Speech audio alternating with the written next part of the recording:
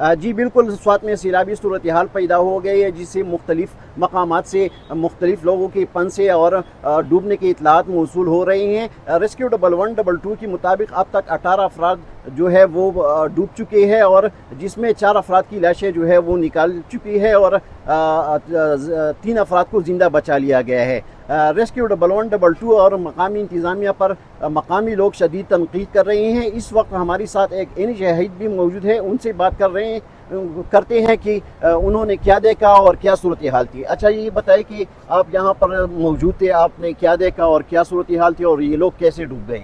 जी, हम इधर मौजूद थे। रेस्क्यू 1112 को सारे लोगों ने कॉल किया और वो चीख रहे थे, चिल्ला रहे थे कि यार हेल्प मी। हमने बहुत कोशिश की लेकिन हमारे साथ ऐसा कोई चीज़ नहीं था कि हम उनको बचा सके। और इंतज़ामिया का तो किसी ने भी फ़ोन नहीं उठाया, हमारे रेस्क्यू वाला ने फ़ोन नहीं उठाया। हमने बहुत कोशिश की लेकिन उन लोगों ने हमारे साथ रब्ता नहीं किया। जब वो डूब गए तो उसके बाद ये लोग आ गए, वो कहते थे कि कहाँ गए।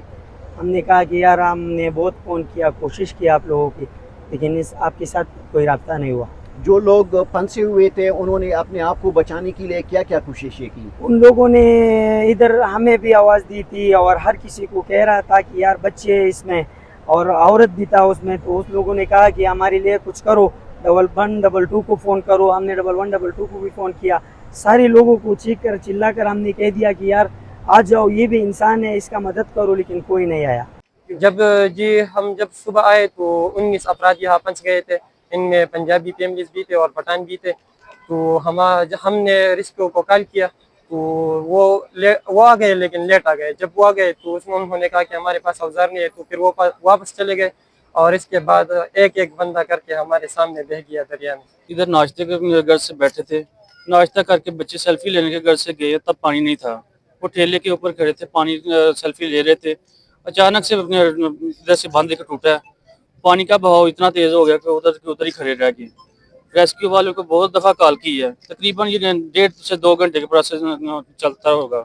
रेस्क्यू भी टीमें आई भी थी, उनके पास शायद वो साजो सामान मुकम्मल नहीं था जो रेस्क्यू कर सकते। घंटा तो लगा दिया उन्होंने आते आते, और घंटा लगा दिया थोड़ा बहुत यहाँ कभी रस्सा बैंक थे, बाकी अंदर नहीं गए।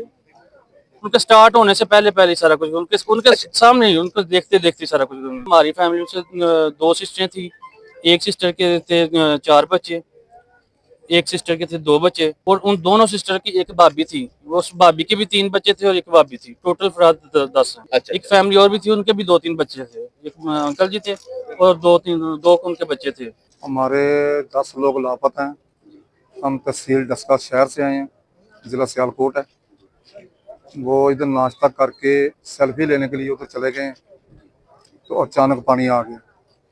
जब अचानक पानी आया तो हमने इधर की इंतज़ामिया ने बहुत कॉलें की हैं 1122 को, लेकिन 1122 1 घंटे तक नहीं पहुंची।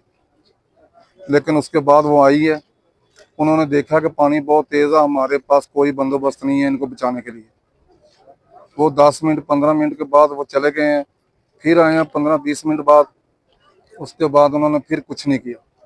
उन्होंने बोला हमारे पास वो कश्ती नहीं है, तो फिर वो चले गए, दोबारा नहीं आए। दोबारा उस वक्त आए हैं कि जब वो सैलाब की नज़र हो गए बच्चे। जी बिल्कुल, बहुत अफसोसनाक वाक़या है कि रेस्क्यू 1112 ने बर वक्त कार्रवाई नहीं की।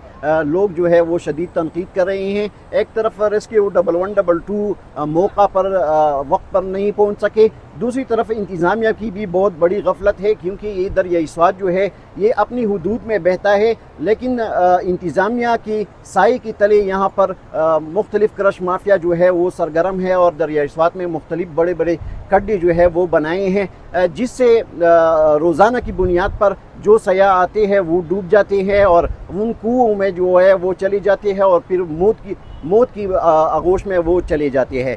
तो लोग जो है वो इंतज़ामिया और रेस्क्यू 1112 पर शदीद तनकीद कर रहे हैं। जी।